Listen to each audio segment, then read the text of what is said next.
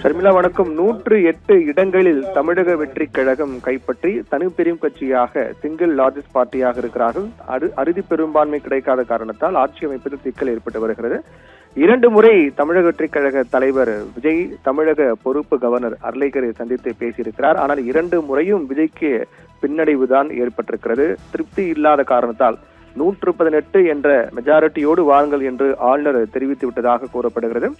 இதில் பல்வேறு சட்ட சிக்கல்கள் இருப்பதாக கூறப்படுகிறது. பொதுவாக ஆளுநரை பொறுத்தவரையில் அவர் தனிப்பெரும் கட்சியாக யார் இருக்கிறார்களோ அவர்களுக்கு ஆட்சி அமைக்க அழைப்பு விடுத்து அதன் அடிப்படையில் பதவி பிரமாணம் செய்து வைத்துவிட்ட பிறகு சட்டப்பேரவையில் தான் பெரும்பான்மையை அவர்கள் நிரூபிக்க வேண்டும் என்ற நடைமுறை இருக்கக்கூடியதாக சொல்லப்படும் நிலையில் ஆளுடைய செயல்பாடு என்பது ஜனநாயக விரோதமான செயல்பாடு என பல்வேறு அரசியல் தலைவர்கள் விமர்சனங்களை முன்வைத்து வருகிறார்கள். இது ஒருபுறம் இருந்தாலும் கூட அதன் தொடர்ச்சியாக தமிழக பொறுப்பு கவர்னர் கூடுதல் சொலிசிட்டர் ஜெனரல் ARL சுந்தரேசன் சந்தித்து பேசி வருகிறார். முக்கியமான ஆலோசனை மேற்கொண்டு வருகிறார். ஏற்கனவே தமிழக வெற்றி கழகம் 108 இடங்களை மட்டுமே வைத்திருக்கிறார்கள். காங்கிரஸ் ஒரு 5 இடங்கள் அவர்கள் ஆதரவு கொடுத்திருக்கிறார்கள். பெரும்பான்மைக்கு இன்னும் பற்றாக்குறை இருக்கக்கூடிய நிலையில் அவர்கள் பெரும்பான்மையை நிரூபிக்க வேண்டும், பெரும்பான்மை எண்ணிக்கை கொண்டு வர வேண்டும் என்று கூறியிருக்கும் நிலையில் அது தொடர்பாக இந்த ஆலோசனையில் ஈடுபட்டு வருவதாக கூறப்படுகிறது. ஏற்கனவே பல்வேறு சட்ட நிபுணருடன் ஆளுநர் ஆலோசித்து வந்ததாகவும் அதன் தொடர்ச்சியாகவே கூடுதல் சொலிசிட்டர் ஜெனரல் ARL சுந்தரேசன் சந்தித்து பேசி வருவதாகவும் கூறப்படுகிறது. கவர்னர் மாளிகையில் இந்த சந்திப்பு ஆலோசனை நடைபெற்று வருகின்றது. இந்த ஆலோசனையில் விஜய்க்கு ஆட்சி அமைக்க அழைப்பு விடுக்காத நிலை, அதை தொடர்ந்து அடுத்தடுத்த கட்டமாக இருக்கக்கூடிய சட்ட வாய்ப்புகள் என்ன, இதில் இருக்கக்கூடிய சட்ட சிக்கல்கள் என்ன என்பது குறித்தும் தீவிரமாக இருவரும் பேசி வருவதாக சொல்லப்படுகின்றது. அதன் தொடர்ச்சியாக இன்று பிற்பகல் 4 மணி அளவில் தமிழகத்தின் உயர் அதிகாரிகள் ஆளுநரை சந்திக்க இருக்கிறார்கள். அதுக்கான நேரம் கேட்டு அதுக்கான நேரமும் ஒதுக்கப்பட்டிருக்கிறது. குறிப்பாக இதில் தமிழக உயரதிகாரிகள் பலர் கலந்து சென்று சந்திக்க இருக்கிறார்கள். அதிலும் மிக முக்கியமாக DGP சந்திக்க இருக்கிறார் சந்தீப் ராய் ரத்தோர் மற்றும் தலைமை செயலாளர் சாய்குமார் உள்ளிட்ட உயர் அதிகாரிகள் இன்று பிற்பகல் 4 மணி அளவில் தமிழக பொறுப்பு கவர்னர் அர்லேக்கரை சந்திக்க இருக்கிறார்கள். இந்த சந்திப்பின் போது தற்போதைய அரசு கலைக்கப்பட்டிருக்கக்கூடிய சூழ்நிலையில் அடுத்த அரசு பதவியேற்கும் வரை ஆளுநர் அதாவது குடியரசுத் தலைவர் ஆட்சிதான் நடைமுறையில் இருக்கும் என்ற ஒரு நிகழ்வு நடக்கக்கூடிய நிலையிலும் அது தொடர்பாக இந்த சந்திப்பு பேச்சுவார்த்தை எல்லாம் நடைபெறும் என்று எதிர்பார்க்கப்படுகிறது. ஏற்கனவே இந்த அரசு கலைக்கப்பட்டிருக்கக்கூடிய நிலையில் தற்போது தமிழகத்தினுடைய உயர் அதிகாரிகள் குறிப்பாக தலைமை செயலாளர் DGP ஆகியோர் இன்று பிற்பகல் 4 மணி அளவில் தமிழக பொறுப்பு கவர்னர் அர்லேக்கரை சந்திக்க இருக்கிறார்கள்.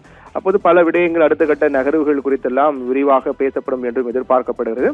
மறுபுறம் கூடுதல் சொலிசிட்டர் ஜெனரல் ARL சுந்தரேசன் தமிழக பொறுப்பு கவர்னரை சந்தித்து பேசி வருகிறார். இப்படியாக ஒவ்வொரு தரப்பிலும் மிக தீவிரமாக நுணுக்கமான நகர்வுகள் எல்லாம் சென்று கொண்டிருப்பது அரசியல் வட்டாரத்தில் அடுத்தடுத்து பல திருப்பு முனைகள் ஏற்படுத்துவதற்கான வாய்ப்பாக இருக்கும் என்றுதான் எதிர்பார்க்கப்படுகிறது. நேற்றைய தினமே தமிழக கவர்னர் விஜய்க்கு ஆட்சி அமைக்க அழைப்பு விடுத்து ஒப்புதல் வழங்கியிருந்தார். இன்றைய தினம் தமிழக முதலமைச்சராக விஜய் பதவியேற்றிருப்பார். ஆனால் பெரும்பான்மை இல்லாத காரணத்தால் விஜய்க்கும் அதில் சிக்கல் ஏற்பட்டிருக்கின்றது. ஆனால் காங்கிரஸை தொடர்ந்து விஜய்க்கு ஆதரவு தரப்போகின்ற அடுத்த கட்சி யார் என்ற அரசியல் ரீதியாக ஒருபுறம் கேள்விகள் இருக்கின்றது.